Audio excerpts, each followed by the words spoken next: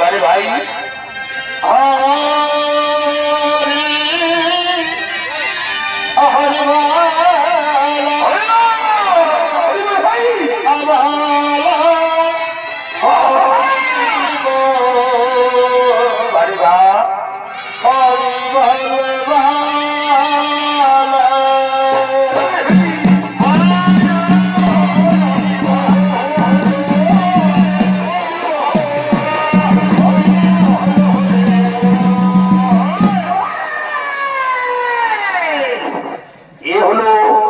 পার্বতীর ভূমিকায় যারা নিত্যাভিনয় করছে এখানে হবে দুই সহযোগ আপনাদের আমাদের সকলের সুপরিচিত তথা পুরুলিয়া জেলার খ্যাতি নামা কোয়েল শহীদ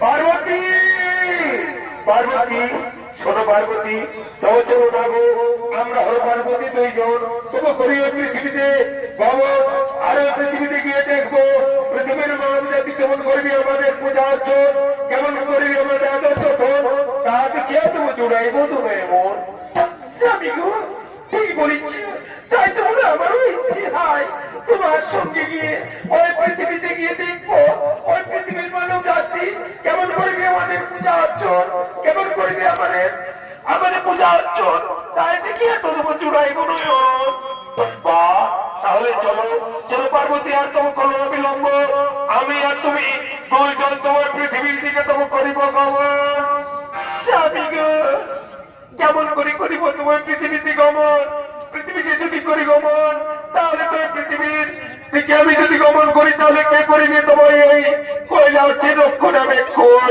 এই কৈলাসের রক্ষণাবেক্ষণ করার জন্য কেউ নেই তাই তো আমি তোমার সঙ্গে দিতে পারছি না ও হাসালে হাসালে পার্বতী আজ তুমি একা হাসালে তোমার কোথায় আমি না হেসে আর থাকতে পারলে না তুমি বলেছ যে এই স্বর্গপুরে তবে এই কৈলাস শিখরে কে করিবি রক্ষণাবেক্ষণ শুনে রেখো ওই কৈলাসে তোমার রক্ষণাবেক্ষণের জন্য রয়েছে ওদিকে গজানন সমানন রয়েছে তোমার ইঙ্গি ভিঙ্গি তারাই তো করিবে কৈলাসের রক্ষণাবেক্ষণ ততক্ষণে আমরা চলো না ওই পৃথিবীর দিকে তোমার করি আসি ভ্রমণ না স্বামী না আমি তোমার সঙ্গে তোমার যাবো না ওই কৈলাসের দিকে না আমি করিব তোমার কতক্ষণ তোমার আমি বলি তুমি যেতে হয় তুমি যাও করো তো পৃথিবীর দিকে পড়ার পর কিন্তু আমি এই কৈলাসের করিব রক্ষণাবেক্ষণ তাহলে তাই হোক পার্বতী তাই হোক আমি এক মুহূর্তে তোমার পৃথিবীর দিকে করিব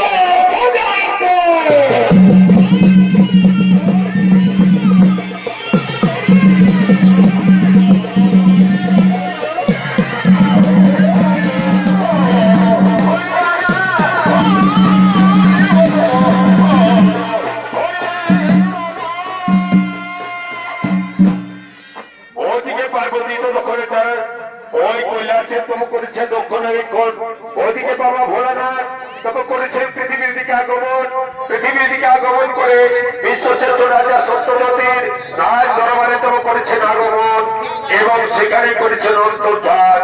তাই ততক্ষণে ওদিকে বিশ্বশ্রেষ্ঠ রাজা সত্যবতী তার শিব মন্দিরের দিকে শিব পূজা করার জন্য করেছেন আগমন।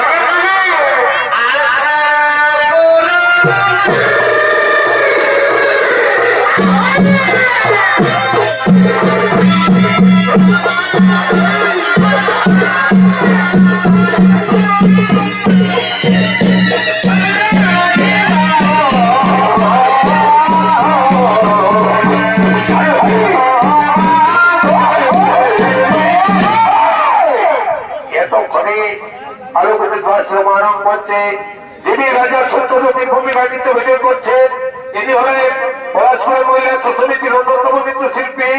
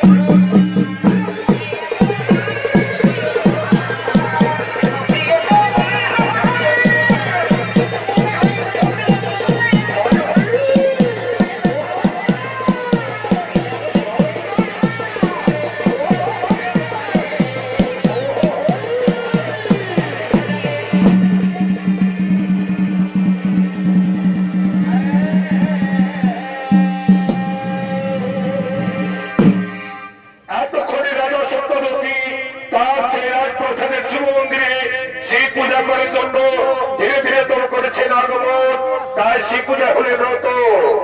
ও মা যোগী মাতৃ সর্বপাপরং দেবমুখরায় নমো নমঃ। ও মা যোগী মাতৃ সর্বপাপরং দেবমুখরায় নমো নমঃ। ওম নমঃ শিবায় নমো নমঃ। ওম নমঃ শিবায় নমো নমঃ। ওম নমঃ শিবায় নমঃ।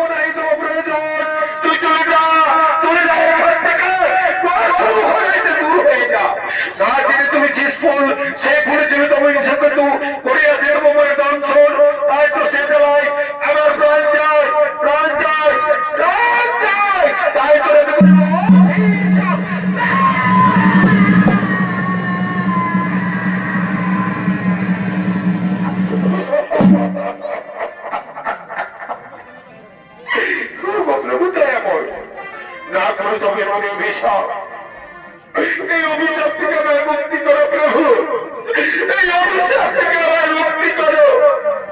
আমি যে তোমার দর্শনে তোমার হয়েছি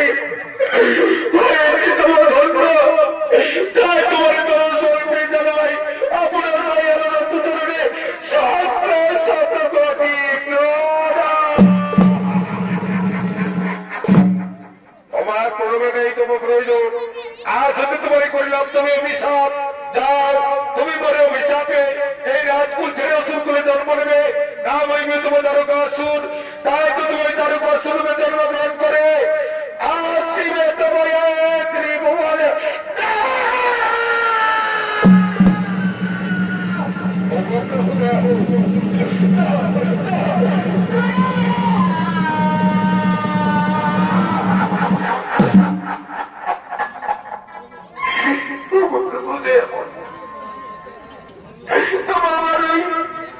ওই অভিশাপ কথা থেকে আমাকে বঞ্চিত করুন প্রভু, ওই অভিশাপ কথা থেকে আমাকে বঞ্চিত করুন। জীবনে কখনো কোনোদিন আমার অভিশাপ করবেন না। আমি যে অভিশাপের কথা সহ্য করতে পারবো না বাবু, অভিশাপের কথা সহ্য করতে পারবো না। ওই অভিশাপ ফিরিয়ে না।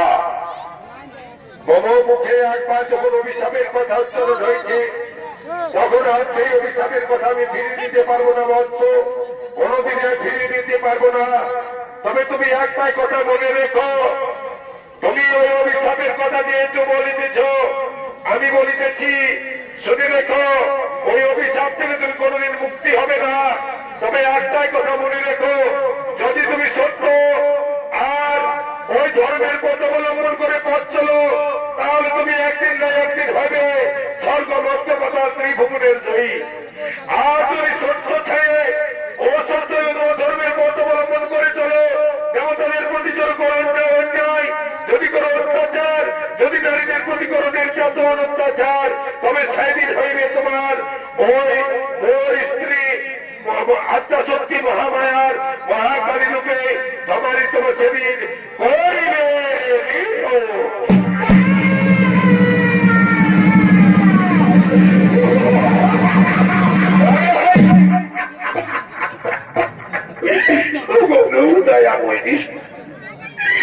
আপনার স্ত্রী যদি আমার মহাকালী মহারূপে পরিস্থিতি নিধন, আমি যদি অধর্মের অসত্যের পথ করি অবলম্বন, তবে সেদিন আমি কেমন করে তোমাকে পাইব মুক্তি। ওই বৎস তবে শুনে রেখো, সেদিন তুমি পাইবে মুক্তি যদি ওই অধর্মের পথ অনুসরণ করে আর অসত্যের পথ অবলম্বন করে যদি তুমি ওই যাও স্বর্গপুরে, দেবতাদের প্রতি করে নির্যাতন, দেবতাদের যদি ধর্মস্থানের প্রতি করে লঙ্ঘন, যদি করে দেবস্থাদের যদি করে অত্যাচার নির্যাতন, তবে সেদিন হইবে তবে তোমার এই আমার স্ত্রী আত্মা শক্তি মহামায়ার মহাকালী রূপে তোমার করিবে নির্যাতন, করিবে নিধন, করিবে নিধন, করিবে নিধন।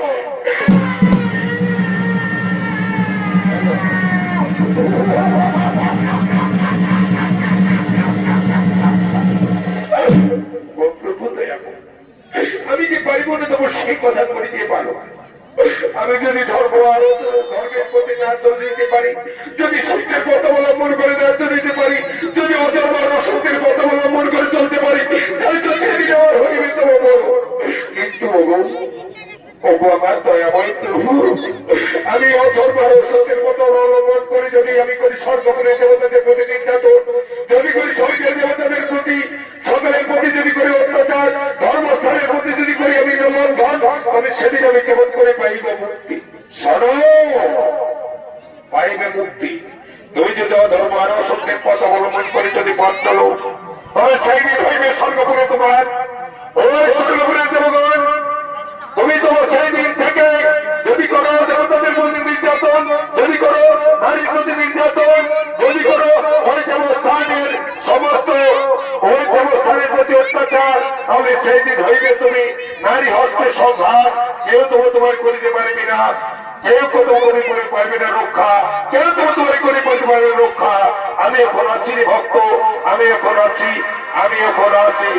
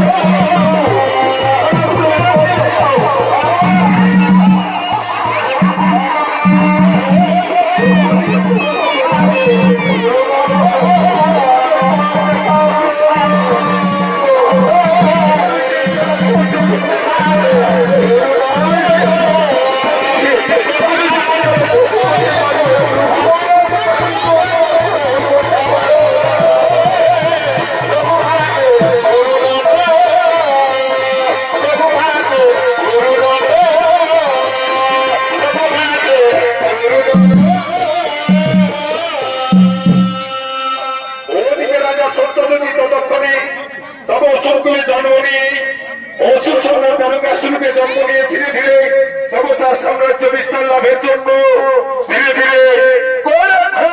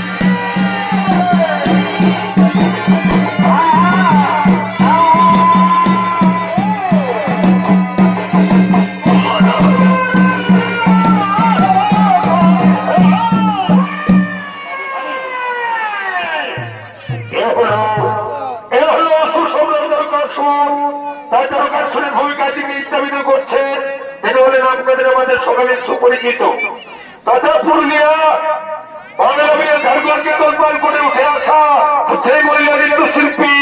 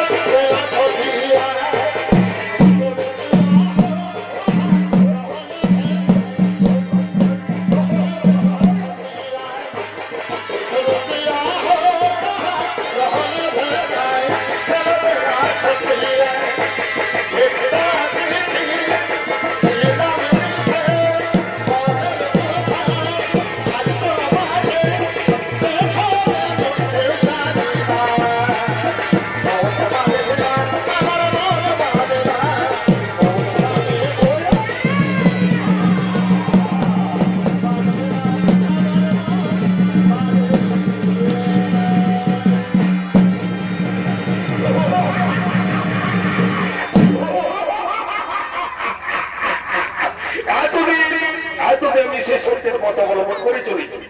তাই তো সত্য নয় আর ধর্ম নয়, অসত্য আর ধর্মের পথ অবলম্বন করে আমি ওই অসত্যের পথ অবলম্বন করে চলবো ওই স্বর্গপুরের দিকে। আর স্বর্গপুরের সমস্ত অসত্য আর অধর্ম নিয়ে স্বর্গপুরে গিয়ে সমস্ত দেবতাদের প্রতি করবো নির্যাতন। আর দেবতাদের এক এক করে দেবো স্বর্গপুরের করে বিতাড়িত। আর স্বর্গের সিংহাসনে বই করবো আর ওরে আমার শরীর সমস্ত কে কোথায় আছিস তাড়াতাড়ি তোমাকে সকালে আগাবো।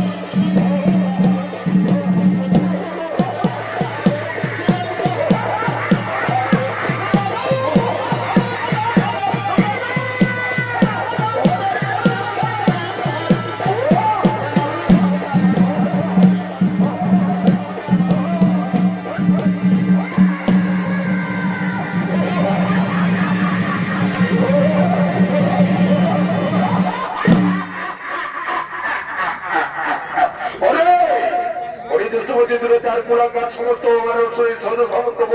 সকালের শরীর তোমার নাই করবো তোমার অভিনব বলবো এই মুহূর্তে তোমার যাবো ওই স্বর্গপুরে পরিত্যাগ করবো। তাই বিলম্ব না করে চল সকলে যাই ওই স্বর্গপুরের দেবতাদের সকলে আক্রমণ করে আর ওই স্বর্গপুরের সিংহাসনে বড় করবার আমি ওই স্বর্গের ঈশ্বর।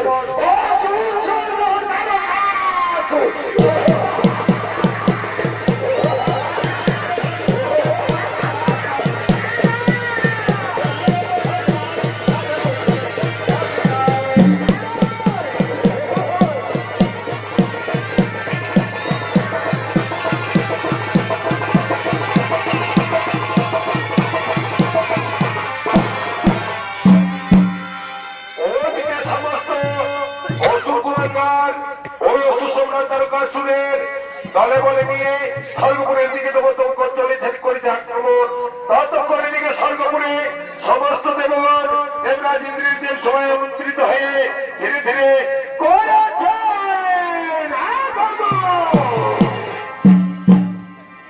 আমি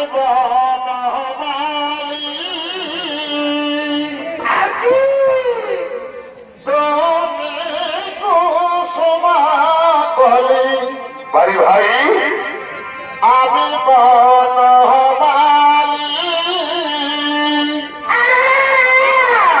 তুমি কুসুমা কলি বাড়ি ভাই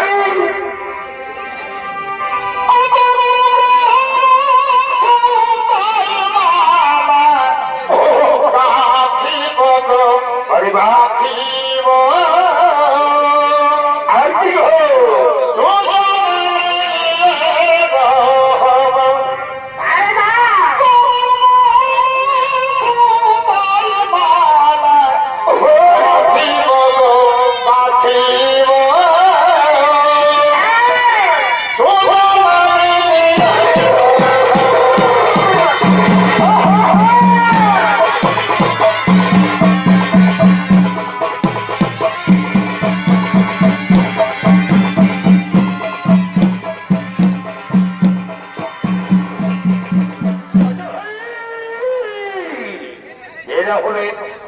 এরা হলেন সেই স্বর্গপুরের সমস্ত দেবগণ দেবরাজ ইন্দ্রের আমন্ত্রণে আমন্ত্রিত হয়ে দেবরাজ দেব সবার দিকে ধীরে ধীরে তারা করেছে আগমন।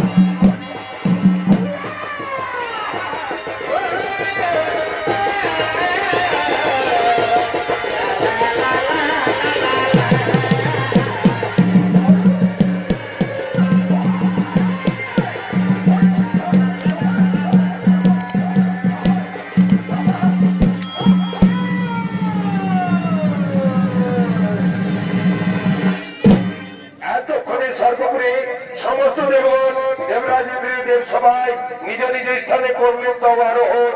ওদিকে দল করে স্বর্গপুরীর অপসরিগণ দেবরাজি আমন্ত্রিত হয়ে সকলে নৃত্য করার জন্য ধীরে ধীরে করেছে।